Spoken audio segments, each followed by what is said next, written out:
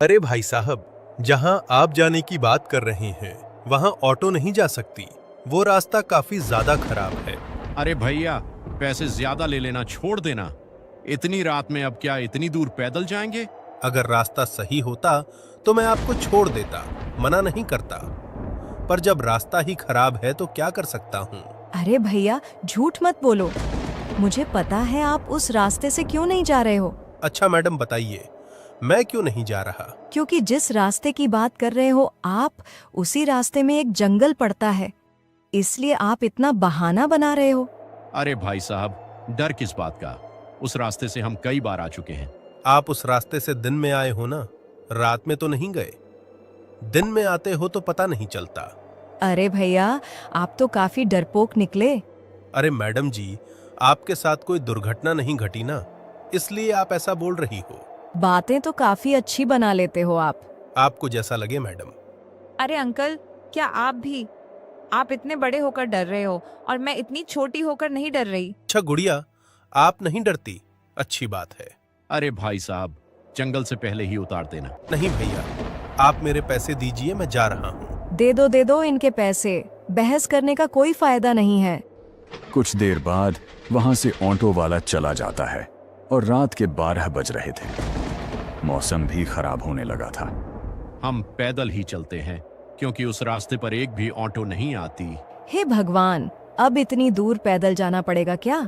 अब जाना तो पड़ेगा ना। पूरी रात यहाँ ऑटो का इंतजार तो नहीं कर सकते। हाँ, ये भी सही कह रहे हैं आप। अगर तुम कहो तो यहीं सुबह तक रुक जाते हैं।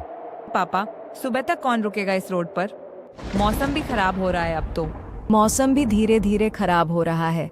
अगर यहाँ रुके तो बारिश से परेशान हो जाएंगे। अंदर एक डर है कि जिस रास्ते से हम जाएंगे वह जंगल का रास्ता पड़ेगा। तो चलिए, फिर देर मत करिए। हाँ हाँ, चलो।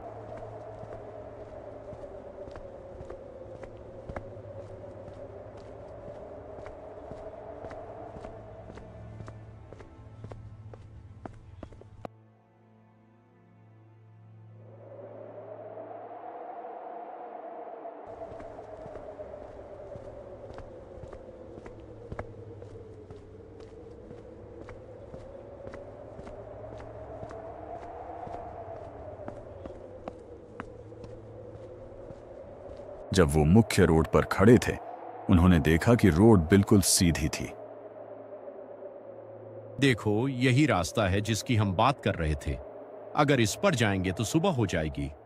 अरे नहीं, उसी रास्ते से चलते हैं जिसकी आप बात कर रहे हो आप। ऑटो वाला तो उस रास्ते से जा ही नहीं रहा था। पता नहीं क्यों इतना डर रहा था। सही। तुम ये सब छोड़ो, चलो। आगे से हमें जंगल की ओर मुड़ना है।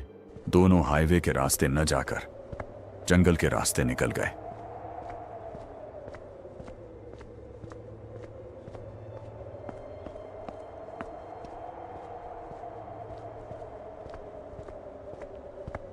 हे भगवान, कितनी ठंड हो रही है। ठंड तो होगी ही, जैसे जैसे जंगल की ओर जाएंगे। हमने तो स्वेटर भी नहीं पहना है इतनी ठंड में। कुछ देर बाद हल्की फुल्की बारिश होना शुरू हो गई। ये बारिश भी आज ही आनी थी। बारिश को तो रोक नहीं सकते ना। जल्दी कोई छुपने की जगह ढूंढिए। हाँ, रुको रुको, वहीं देख रहा हूँ। रात के अंधेरे में बारिश का कहर मानो दूर से कोई डर का इशारा कर रहा हो। थोड़ी देर बाद काफी तेज तेज बारिश होने लगी। बारिश ऐसे हो रही थी मानो छींक छींक कर कुछ बताना चाहती हो।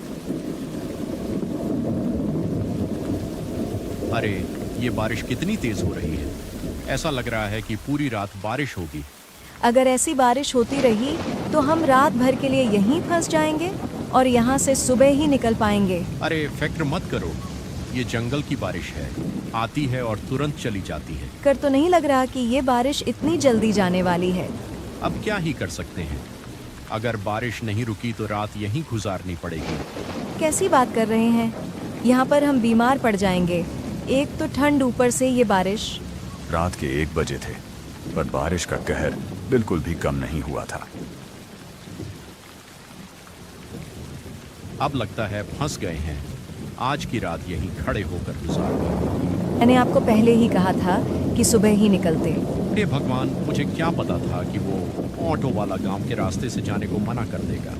दोनों आपस में बहस कर रहे थे, पर कुछ देर बाद बारिश थम जाती है। तो भगवान का लाख लाख शुक्र है कि बारिश रुक गई। हाँ, सही कहा। आज तो बच गए, पर मौसम देखकर लगता है दोबारा बारिश आ सकती है। इससे पहले कि फिर बारिश आए, चलो यहां से निकलते हैं अब।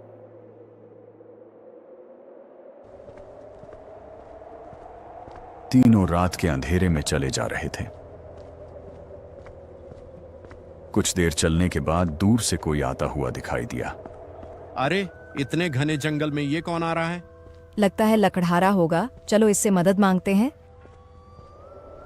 अरे भैया, मुझे बिलासपुर जाना था। सब रास्ते एक जैसे लग रहे हैं, कौन सा रास्ता जाता है? अरे बाबूजी, आप गलत रास्ते पर आ गए हो। यहाँ से बिलासपुर काफी दूर है। फिर भी कितनी दूर है? मतलब यहाँ से जाने में कितना समय लग जाएगा? बाबूजी, अगर अभी निकलोगे तो आपको सुबह हो जाएगी जाते जाते। अरे, अब हम क्या करें? हम तो गलत रास्ते पर आ गए हैं। एक काम कीजिए, मेरे घर चलिए, कल सुबह निकल जाना बिलासपुर के लिए। अरे नहीं नहीं भैया, कैसी बातें कर रहे हो आप? कितने मुसाफिर रास्ता भटक जाते हैं तो मेरे घर में ही रुक जाते हैं। सोच लीजिए, जोर जबरदस्ती नहीं है। भैया ठीक कह रहे हैं, चलो भैया आप। ठीक है, चलो। महेश का परिवार उस अजनबी इंसान के पीछे पीछे चलने लगा। बड़े बुजुर्ग सही ही कहते हैं, किसी अजनबी पर भरोसा नहीं करना चाहिए। और घर के अंदर जो होने वाला था उसे देखकर आपके रोंगटे अरे खड़े हो कमला, जाएंगे। कहाँ हो? देखो, अपने घर मेहमान आए हैं, जल्दी आओ। थोड़ी देर बाद वहां पर कमला आती है।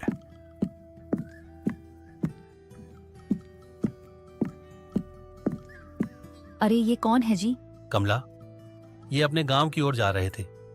जंगल में अंधेरा होने के कारण रास्ता भटक गए। अच्छा हुआ आप इन्हें घर ले आए, वरना जंगल में पता नहीं कैसे कैसे खूंखार जानवर हैं।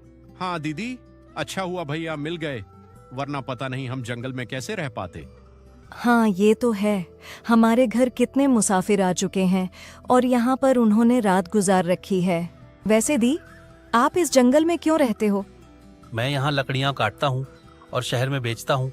अच्छा, आप इसीलिए जंगल में रहते हो? जब वे आपस में बातें कर रहे थे, कमला के चेहरे पर एक अजीब सी मुस्कान थी, मानो अब कुछ होने वाला हो।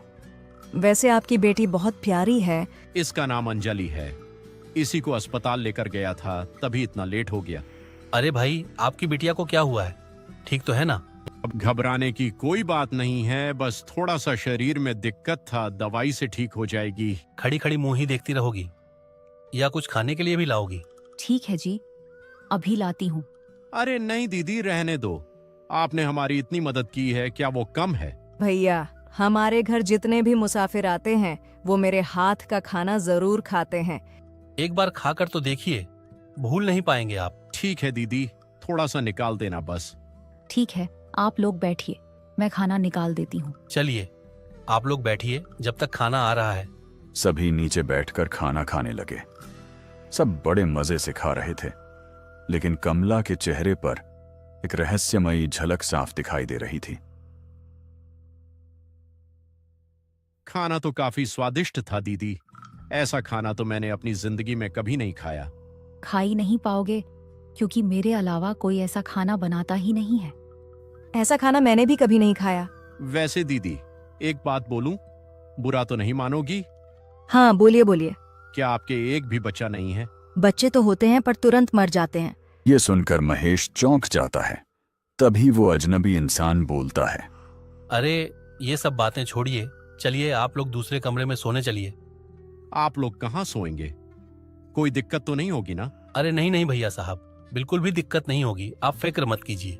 अगर चाहो तो हम यहीं सो जाते हैं। ऐसी बातें कर रहे हैं आप हमारे मेहमान हैं। ठीक है भाई साहब, चलिए। यही है आपका कमरा, आप यहाँ आराम करिए।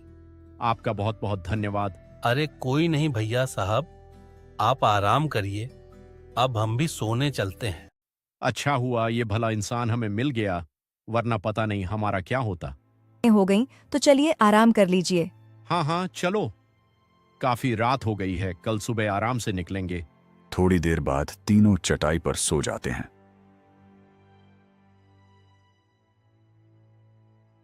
बाहर काफी ठंड हो रही थी।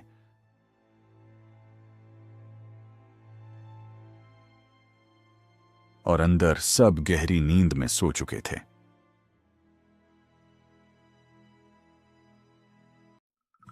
जब महेश की आंख खुलती है तो वह देखता है कि अंजलि गायब है। यह देखकर वह चौंक जाता है और इधर उधर देखने लगता है, लेकिन अंजलि कहीं दिखाई नहीं देती। तभी उसे खिड़की के बाहर से कुछ आवाजें सुनाई देती हैं।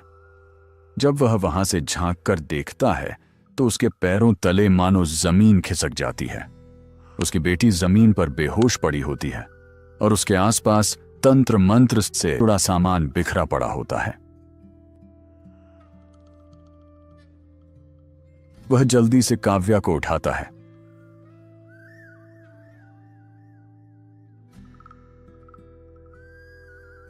इतनी रात में क्यों उठा दिया?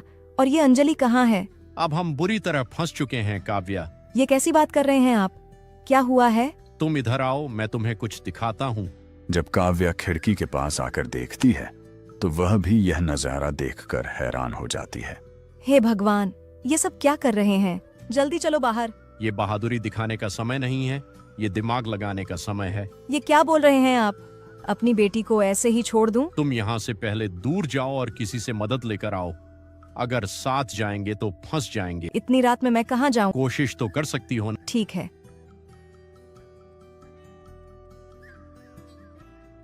काव्या ने लोगों से मदद लेने के लिए वहां से भागी।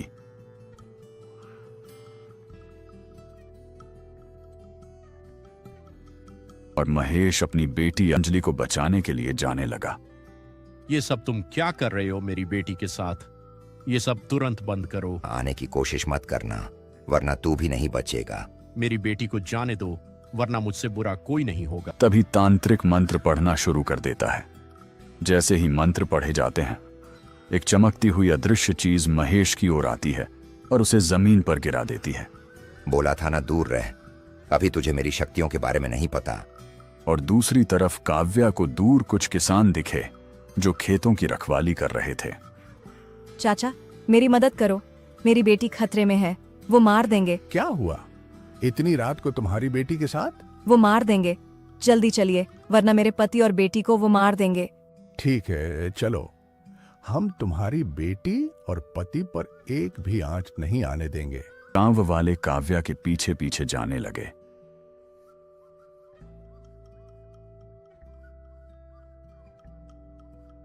लगता है बहुत सारे लोग आ रहे हैं, हमें यहाँ से निकलना पड़ेगा।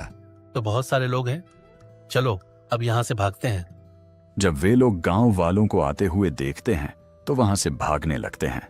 सही समय पर वहां गांव वाले पहुंच गए। अगर थोड़ी सी भी देर होती तो पता नहीं क्या हो जाता। थोड़ी देर बाद अंजलि की आंखें खुलती हैं। कुछ देर बाद वह महेश को उठाने की कोशिश करती है। महेश भी धीरे धीरे अपनी आंखें खोलता है। इन्हीं लोगों ने हमारी मदद की थी। चाचा, आपका बहुत बहुत शुक्रिया। अगर आप नहीं होते तो पता नहीं क्या होता। ये जो लोग थे, उनकी तुम्हारी बेटी की जान लेने की नीयत थी। उनका जब भी कोई बच्चा होता है वो मर ही जाता है। ये तांत्रिक की बातों में आकर तुम्हारी बेटी के पीछे पड़े थे। तभी तो बोलूं कि ये हमारी इतनी खातिरदारी क्यों कर रहे थे। इनको हमने बहुत साल पहले अपने गांव से निकाल दिया था। गांव में भी ये लोग यही सब किया करते थे, इसलिए ये सब आकर इस जंगल में बस गए। बुजुर्ग सही ही कहते हैं, कभी भी अनजान लोगों पर भरोसा नहीं करना चाहिए, और खासकर आधी रात में तो बिल्कुल नहीं। अगर आप यहाँ तक आ गए हैं तो इसका मतलब है कि आपको ये कहानी काफी अच्छी लगी होगी। तो आपसे एक छोटी सी रिक्वेस्ट है, कमेंट में अपनी राय जरूर दें और जाते जाते चैनल को सब्सक्राइब कर दें ताकि जैसे ही नई वीडियो अपलोड हो सबसे पहले आपके पास पहुंचे।